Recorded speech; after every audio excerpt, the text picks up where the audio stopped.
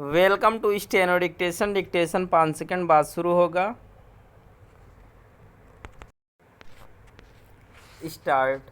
नई लोकसभा के पहले सत्र को लेकर उत्सुकता पक्ष विपक्ष के नवनिर्वाचित सांसदों को ही नहीं बल्कि आम जनता को भी होगी।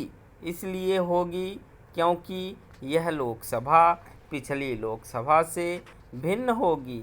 इस बार विपक्ष का संख्या बल कहीं अधिक है और सत्ता पक्ष गठबंधन सरकार का नेतृत्व कर रहा है।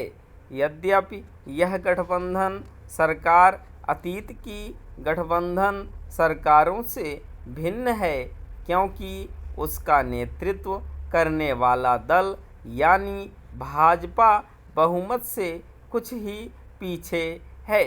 इसके बावजूद संसद में सत्ता पक्ष और विपक्ष के बीच टकराव देखने को मिल सकता है।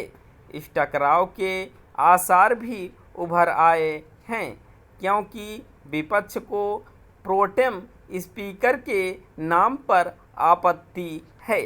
हालांकि प्रोटेम स्पीकर के सहयोगियों के रूप में विपक्ष के वरिष्ठ सांसदों के नाम तय किए गए हैं, लेकिन कुछ विपक्षी दल ऐसे संकेत दे रहे हैं कि वे इस आधार पर प्रोटेम स्पीकर का असहयोग कर सकते हैं कि इस पद के लिए सबसे वरिष्ठ सदस्य का चयन क्यों नहीं किया गया।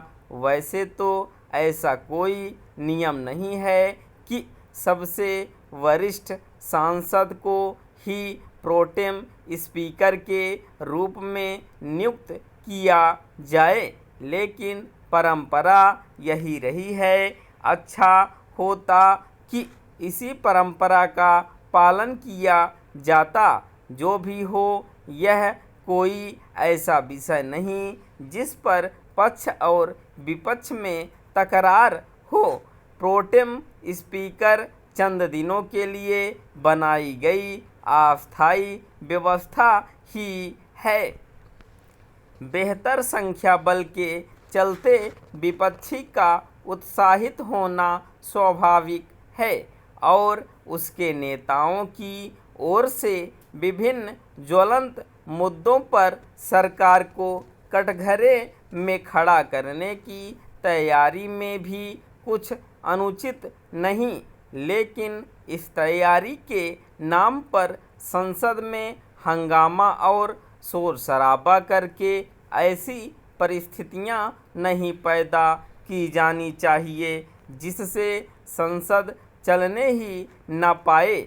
एक लंबे समय से यह देखने में आ रहा है कि विभिन्न मुद्दों पर सरकार से जवाबदेही के नाम पर विपक्ष संसद में हंगामा और अव्यवस्था पैदा करना उचित समझता है।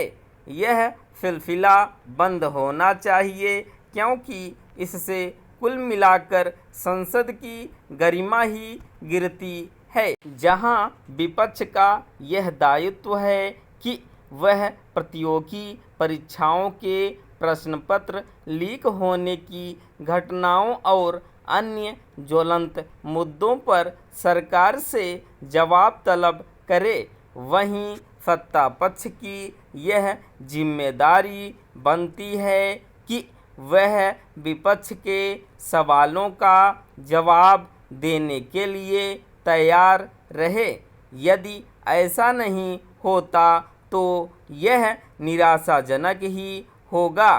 संसद की सार्थकता केवल इसमें नहीं है कि वहाँ विभिन्न मुद्दे उठाए जाएं, बल्कि इसमें है कि उन पर धीर गंभीर तरीके से चर्चा हो। दुर्भाग्य से संसद में राष्ट्रीय महत्व के विषयों पर ऐसी कोई चर्चा कठिनाई से ही होती है जिससे देश को कोई दिशा मिल सके और समस्याओं के समाधान की राह खोजी जा सके। उचित यह होगा कि दोनों ही पक्ष संसदीय कार्यवाही के जरिए एक उदाहरण पेश करें। स्टॉप।